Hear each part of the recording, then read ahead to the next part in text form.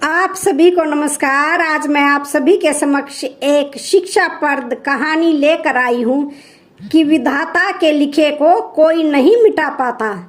तो श्रवण करते हैं ये कहानी। बहुत समय पहले की बात है।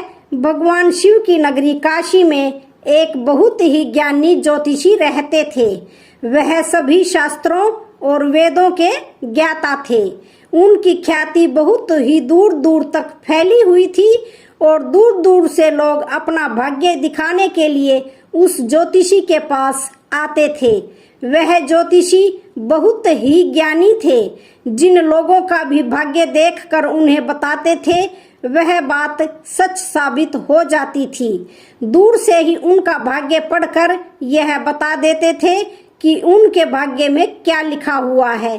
भूत, भविष्य और वर्तमान तीनों कालों का ज्ञान रखते थे।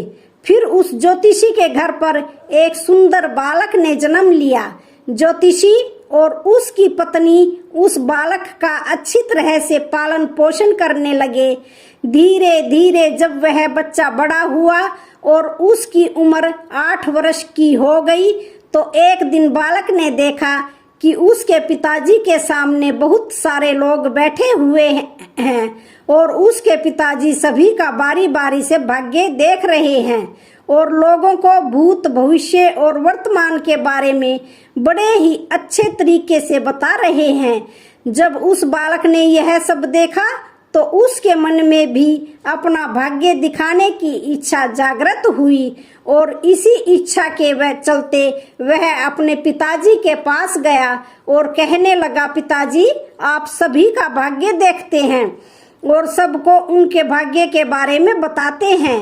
क्यों ना आज आप मेरा भी भाग्य देख लीजिए और मुझे भी बताइए कि मेरे भाग्य में क्या लिखा हुआ है। उस अबोध बालक की बात सुनकर वह ज्योतिषी कहने लगा, बेटा अभी तुम बालक हो, अभी तुम्हारी भाग्य दिखाने की अवस्था नहीं हुई है।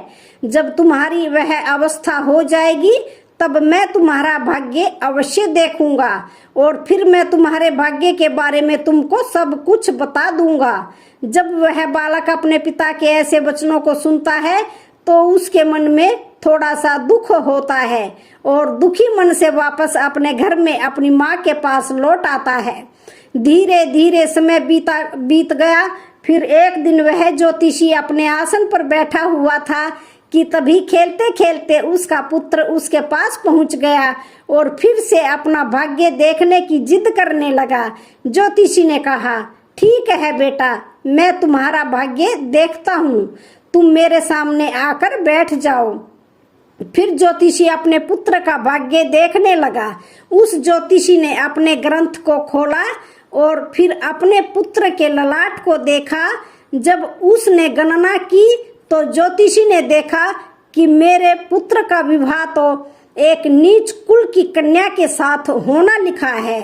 जब उसने यह सब देखा तो वह सोचने लगा कि अब क्या होगा। मैं जाति से उच्च कुल का ब्राह्मण हूँ और मेरे पुत्र का विवाह नीच कुल की लड़की से होगा। यदि ऐसा हो गया तो मैं कहीं का भी नहीं रहूंगा और किसी को अपना मुंह दिखाने लायक भी नहीं रहूंगा। नहीं नहीं, मैं ऐसा नहीं होने दूंगा। जब मैं भाग्य देख सकता हूँ तो मैं भाग्य को बदल भी सकता हूँ। जब उस ज्योतिषी ने कुछ और गहराई से उस ग्रंथ को देखा और उसकी गणना की तो उसे पता चला कि उसी गंगा के किनारे कई कोसों दूर एक मछुआरे का परिवार रहता है और उसके परिवार में अब तक 5 पुत्रियों का जन्म हो चुका है और जो मछुआरे की 5वें नंबर की कन्या है, जिसकी उम्र मात्र 7 महीने की है और जिसका नाम उस मछुआरे ने चंद्रमुखी रखा है, मेरे पुत्र का विवाह उस लड़की से होगा। ऐसा मेरे पुत्र के भाग्य में लिखा है। तो ज्योतिषी ने सोचा, मैं अपने पुत्र के भाग्य को जरूर बदलूंगा। मैं इसमें समर्थ भी हूँ। जब मैंने अपने पुत्र के भाग्य को देख ही लिया है तो मैं इसके भाग्य को बदल भी सकता हूँ। ज्योतिषी कहता है, मैं आज देखता हूँ कि भाग्य बड़ा है या मैं बड़ा हूँ। आज वह ज्योतिषी ब्रह्मा जी के लिखे हुए विधान को बदलने के लिए चल देता है और चलते चलते उस मछुआरे के घर पर पहुंच जाता है। जब उस मछुआरे ने देखा कि काशी के एक महान ज्योतिषी उसके द्वार पर खड़े हैं, तो उस मछुआरे ने उस ज्योतिषी का बड़ा ही आदर सत्कार किया और कहने लगा, मुझ गरीब की कुटिया में आप पधारे हैं, यह तो मेरे लिए सौभाग्य की बात है। ज्योतिषी कहने लगा, हे मछुआरे, मैं किसी उद्देश्य से तुम्हारे पास आया हूँ। मैं तुमसे यह जानना चाहता हूँ कि 7 महीने पहले तुम्हारे घर में किसी कन्या ने जन्म लिया है। तो मछुआरा कहने लगा, हाँ महाराज, 7 महीने पहले हमारे घर में एक पुत्री ने जन्म लिया है। ज्योतिषी ने कहा, क्या उसका नाम चंद्रमुखी है? तो मछुआरा बोला, जी महाराज, उसका नाम चंद्रमुखी ही है, क्योंकि उसके चेहरे पर चंद्रमा के समान सुंदरता है, इसी कारण मैंने उसका नाम चंद्रमुखी रखा है। ज्योतिषी ने कहा, हे मछुआरे, मैं त्रिकालदर्शी हूँ। मैं तो इस रास्ते से जा रहा था तो मैंने देखा कि तुम पर तो बड़ा घोर संकट आने वाला है। जब तक तुम्हारी सबसे छोटी पुत्री तुम्हारे घर में रहेगी, तब तक तुम्हें पुत्र रत्न की प्राप्ति नहीं होगी। यदि तुम अपने घर के आंगन में पुत्र खेलता हुआ देखना चाहते हो तो तुम्हें अपनी छोटी पुत्री को अपने घर से दूर भगाना होगा। ज्योतिषी के ऐसे वचनों को सुनकर मछुआरा बोला, महाराज, अभी तो वह नवजात बालिका है, उसकी आयु तो अभी मात्र 7 महीने की है, मैं उसे ऐसी हालत में कहाँ छोड़ सकता हूँ। ज्योतिषी ने कहा, हे मछुआरे, जब मैं तुम्हें यह बता सकता हूँ तो मैं तुम्हारी सहायता भी कर सकता हूँ। हे मछुआरे, मेरे कोई पुत्री नहीं है, तुम एक काम करो, तुम अपनी इस कन्या को मुझे दे दो, मैं इसका पालन पोषण करूंगा और जब यह बड़ी हो जाएगी तो मैं अच्छा सा वर ढूंढकर इसका विवाह भी कर दूंगा। फिर वह मछुआरा पुत्र की लालसा में अपनी नवजात पुत्री को उस ज्योतिषी को दे देता है। ज्योतिषी मन ही मन में बहुत खुश होता है और उस छोटी सी कन्या को लेकर चला जाता है। चलते चलते वह ज्योतिषी सोचता है कि इस कन्या को मैंने मार दिया तो मुझे बाल हत्या का पाप लग जाएगा।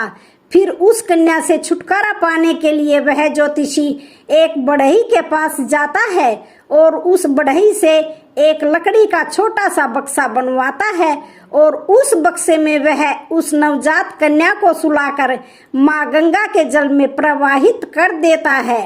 और ज्योतिषी सोचने लगता है कि यह बक्सा कुछ दूर ही जाएगा और अपने आप ही डूब जाएगा और यह लड़की भी मर जाएगी। इस तरह से इससे मेरा पीछा भी छूट जाएगा और मुझे बाल हत्या का पाप भी नहीं लगेगा। परंतु इस दुनिया का क्या कोई ऐसा व्यक्ति है जो किसी के भाग्य को बदल सके, क्योंकि उस लड़की के भाग्य में जीवन लिखा हुआ था, जिस कारण से वह बक्सा उस गंगा के जल में नहीं डूबा और माँ गंगा उसे बहाते हुए एक गांव के पास किनारे पर लगा देती है। उधर उस गांव का पंडित सुबह सुबह स्नान करने के लिए आता है तो उस पंडित की नजर उस बक्से पर पड़ती है।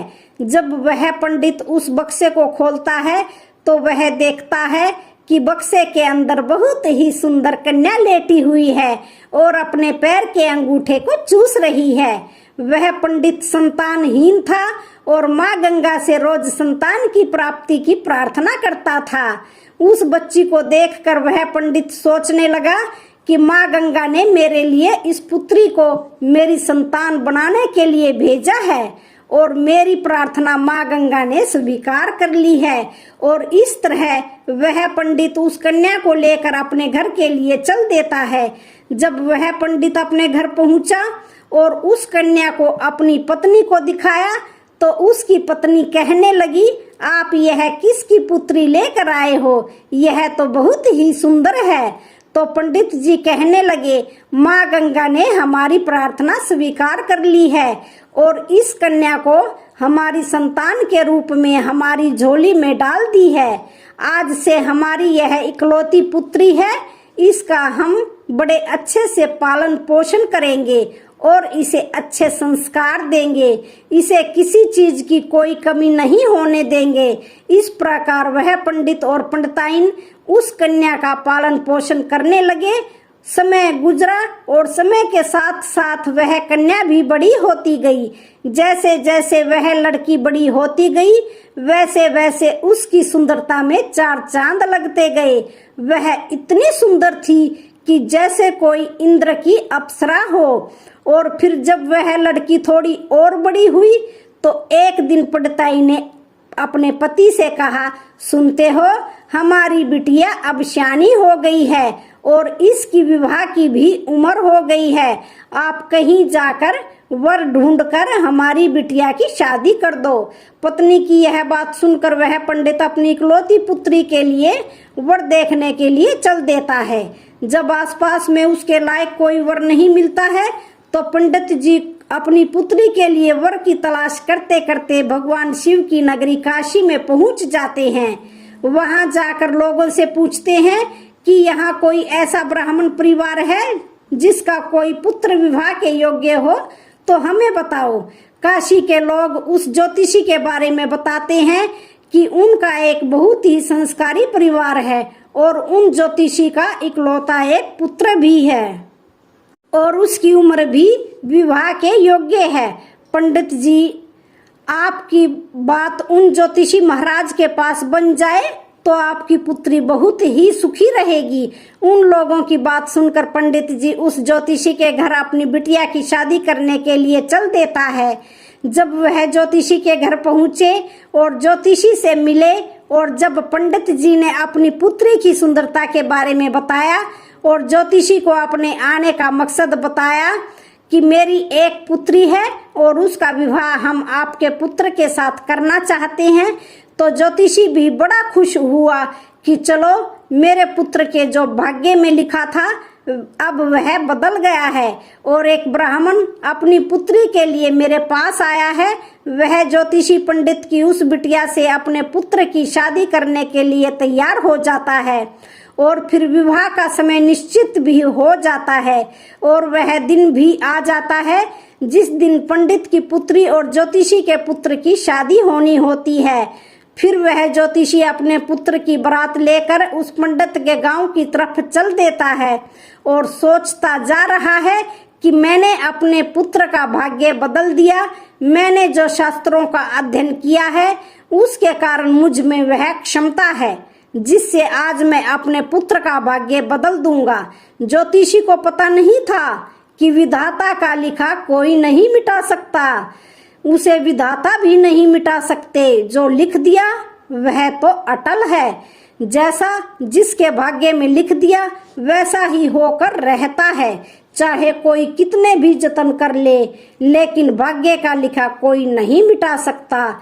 इस तरह संयोगवश आज वही मछुआरे की कन्या आज पंडित की पुत्री बनकर उस ज्योतिषी के बेटे के साथ विवाह करने के लिए तैयार हो रही है, जिसे उस ज्योतिषी ने पानी में बहा दिया था। फिर उस लड़की का विवाह उस ज्योतिषी के बेटे के साथ हो जाता है और इस तरह वह कन्या ज्योतिषी के घर में आ जाती है। ज्योतिषी का पुत्र सुंदर सी पत्नी पाकर बहुत खुश था। पंडित की पुत्री सुंदर सा पति पाकर बहुत खुश थी और ज्योतिषी इस बात से खुश थे कि मैंने अपने पुत्र का भाग्य बदल दिया है। फिर एक दिन किसी कार्य से उस ज्योतिषी के पुत्र को काशी से कुछ दिनों के लिए बाहर जाना पड़ता है। एक दिन वह ज्योतिषी अपने आसन पर बैठे हुए थे, अपने ग्रंथ की गणनाओं में लगे हुए थे। तभी उनकी पुत्र वधू ज्योतिषी के लिए चाय लेकर उनके पास पहुंची। पुत्र वधू को आया देख उन ज्योतिषी ने अपना ग्रंथ बंद कर दिया और पुत्र वधू के हाथ से चाय का गिलास ले लिया और आराम से चाय पीने लगे। फिर उत्सुकतावश चंद्रमुखी ने कहा, पिताजी आप सभी का भाग्य देखते हैं, आज मेरा भी भाग्य देखकर मुझे यह बताइए कि मेरी पहली संतान पुत्री होगी या पुत्र होगा। ज्योतिषी ने चाय खत्म की और अपनी पुत्र वधू का भाग्य देखने लगे और अपनी पुत्र वधू का भाग्य देखकर उस ज्योतिषी का पसीना छूटने लगा। उसने देखा कि यह तो वही मछुआरे की लड़की है जिसे मैंने मरने के लिए गंगा में प्रवाहित कर दिया था। फिर यह मेरे घर में मेरी पुत्र वधू बनकर कैसे आ गई? उसने चंद्रमुखी से कहा, पुत्री, तुम अपने पिताजी की इकलौती पुत्री हो ना? तो वह कन्या बोली, हाँ जी पिताजी, मेरे असली माता पिता तो बड़े दुष्ट थे। उन्होंने मुझे 7 माह की अवस्था में ही गंगा में प्रवाहित कर दिया था, और जो मेरे नए माता पिता हैं, इन्होंने मुझे नया जीवन दान दिया है। जिस दिन से मुझे नया जीवन दान मिला है, तब से यही मेरे माता पिता हैं। जब ज्योतिषी ने यह पता लगा लिया कि यह वही मछुआरे की लड़की है, तो ज्योतिषी ने चंद्रमुखी से निजात पाने के लिए एक योजना बनाई और चंद्रमुखी से बोला, बेटी, तुम पहली संतान पुत्र प्राप्त करना चाहती हो तो मेरे साथ तुम्हें समुद्र पर चलना होगा। जब दोनों ससुर और पुत्र वधू समुद्र पर पहुंचे तो ज्योतिषी ने अपने हाथ से एक अंगूठी निकाली और उस अंगूठी को दिखाते हुए समुद्र में फेंक दिया और चंद्रमुखी से कहा, बेटी, जिस दिन तुम्हें यह अंगूठी मिल जाए उसी दिन तुम अपने घर आ सकती हो। यह अंगूठी नहीं मिली और तुम अपने पिता के घर पहुंच गई या मेरे घर आ गई तो अपने पति को खो दोगी। इसलिए जब तक तुम्हें कहीं नहीं जाना है, जब तक यह अंगूठी तुम्हें ना मिल जाए, यदि तुम मेरे वचनों को मानोगी तो तुम्हें अवश्य ही पुत्र की प्राप्ति होगी और तुम्हारा भाग्य भी जाग उठेगा। ऐसा कहकर वह ज्योतिषी उस चंद्रमुखी को समुद्र के किनारे पर छोड़कर वापस अपने घर को लौट गया। चंद्रमुखी ने काफी प्रयास किया लेकिन अंगूठी नहीं मिली। लेकिन जब अंगूठी नहीं मिली तो वह बेचारी एक रास्ते की तरफ चल दी, क्योंकि न तो वह अपने पिता के घर जा सकती थी और न ही अपने पति के घर जा सकती थी। फिर चलते चलते जब वह थोड़ी आगे बढ़ी तो सामने से एक राजपुताना परिवार आता हुआ दिखाई दिया जो अपने गांव की तरफ जा रहा था। जब उस राजपूत परिवार ने उस लड़की को देखा तो कहने लगे, बेटी, इस जंगल में तुम अकेली कैसे घूम रही हो? यहाँ तो बहुत ही हिंसक जानवर रहते हैं। तो वह कन्या बोली, क्या बताऊं, मैं विपत्ति की मारी हुई हूँ और मेरा इस दुनिया में कोई नहीं है। तो वह बनिया परिवार बोला, बेटी, अगर तुम चाहो तो हमारे साथ चल सकती हो। जब चंद्रमुखी ने यह सुना तो वह सहज ही उनके साथ चलने के लिए तैयार हो गई। इस तरह चंद्रमुखी को उस राजपूत परिवार ने अपने घर खाना बनाने के काम पर रख लिया। जो राजपूत परिवार का मुखिया था वह उस ज्योतिषी का बहुत ही घनिष्ठ मित्र था। और उधर जब ज्योतिषी का लड़का अपने घर आया और उसने अपने पिताजी से चंद्रमुखी के बारे में पूछा तो ज्योतिषी ने झूठ मूठ का बता दिया कि गंगा स्नान करते समय तुम्हारी पत्नी चंद्रमुखी डूबकर मर गई। जब ज्योतिषी के लड़के ने यह सुना तो उसे काफी दुख हुआ। उधर राजपूत परिवार जिस गांव में निवास करता था उस गांव का एक पंडित अपनी लड़की का रिश्ता लेकर उसी ज्योतिषी के घर पर पहुंच गया। उस पंडित ने ज्योतिषी से जब अपनी पुत्री के विवाह के लिए प्रस्ताव रखा तो ज्योतिषी ने उस पंडित से कहा, हम अपने पुत्र के साथ तुम्हारी पुत्री का विवाह कर तो लेंगे, लेकिन विवाह से पहले हम तुम्हारी पुत्री को देखेंगे और उसके बाद ही विवाह करेंगे। क्योंकि ज्योतिषी को डर था कि कहीं मछुआरे की वही कन्या फिर से विवाह न कर ले जो उसके लड़के के भाग्य में लिखी है। वह पंडित ज्योतिषी की शर्त मानने के लिए तैयार हो गया और अपने गांव को वापस लौट गया। अब ज्योतिषी अपने पुत्र के लिए लड़की देखने को उस पंडित के गांव की तरफ चल दिए। उधर जो अंगूठी उस ज्योतिषी ने समुद्र में फेंकी थी उसे एक मछली निगल गई। एक दिन किसी मछुआरे ने समुद्र में जाल फेंका तो उसे वही मछली मिली जो अंगूठी निकल गई थी। उस जाल में वह फंस गई। मछुआरा पकड़ी हुई मछली को बेचने के लिए वहीं पहुंच गया जहां वह राजपूत परिवार रहता था। परिवार के मुखिया को मछली खाना बहुत ही पसंद था, इसलिए उस राजपूत ने उस मछुआरे से उस मछली को खरीद लिया और उस मछली को ले जाकर चंद्रमुखी से कहा, बेटी क्या तुम मेरे लिए मछली पका दोगी? तो चंद्रमुखी बोली, जी पिताजी, मैं मछली तो नहीं खाती हूँ, लेकिन आपके लिए जरूर बना दूंगी। इस प्रकार वह मछली लेकर रसोई में काटने लगी। तब चंद्रमुखी ने उस मछली को काटा तो उसके पेट में से वही अंगूठी निकलकर जमीन पर गिर पड़ी। जब चंद्रमुखी ने उस अंगूठी को देखा तो वह पहचान गई और अंगूठी पाकर बहुत खुश हुई। उधर वह ज्योतिषी अपने पुत्र को लेकर पंडित के गांव में पहुंचा और अपने बेटे से कहने लगा, हे पुत्र, इस गांव में हमारे घनिष्ठ राजपूत मित्र रहते हैं, पहले हम उनके पास चलते हैं, उसके बाद हम तुम्हारे लिए लड़की देखने पंडित जी के घर जाएंगे। ज्योतिषी के बेटे ने जब अपने पिता के ऐसे वचनों को सुना तो वह बोला, पिताजी जो आपको अच्छा लगे वैसा ही कीजिए। फिर वे दोनों उस राजपूत के घर पहुंचे। राजपूत ने जब अपने मित्र ज्योतिषी को आते हुए देखा तो वह बहुत ही खुश हुआ और उनका पहले की भांति बहुत ही आदर सत्कार किया। आदर सत्कार करके उन्हें अपने पास में बिठाया और उसने चंद्रमुखी को आवाज दी, बेटी हमारे मित्र आए हैं, जरा उनके लिए पानी का इंतजाम करो। जब चंद्रमुखी पानी लेकर आई तो चंद्रमुखी ने ज्योतिषी को देखा, ज्योतिषी ने चंद्रमुखी को देखा। फिर जब ज्योतिषी के लड़के ने चंद्रमुखी को देखा तो वह कहने लगा, पिताजी आपने मुझसे झूठ क्यों बोला कि चंद्रमुखी मर गई? मेरी पत्नी तो जिंदा है और यह आप जानते हैं, और यह जानते हुए भी आपने मेरा विवाह किसी अन्य लड़की से करने की कैसे सोची? तो वह ज्योतिषी बोला, पुत्र मैं भटक गया था, मैं विधाता के लिखे भाग्य को बदलने के प्रयास में इतना नीच कर्म कर बैठा कि कुछ पूछो ही मत। फिर उसने अपनी पूरी कहानी सभी को सुना दी और कहने लगा, मुझे अपनी शास्त्र विद्या पर कुछ ज्यादा ही घमंड हो गया था, जो विधाता के लिखे को मिटाने चला था। मैंने लाख कोशिश की लेकिन हुआ वही जो तेरे भाग्य में लिखा हुआ था। तो आज की कहानी का यहीं पर समापन होता है। वीडियो अच्छी लगे तो चैनल को लाइक शेयर सब्सक्राइब जरूर करें। धन्यवाद।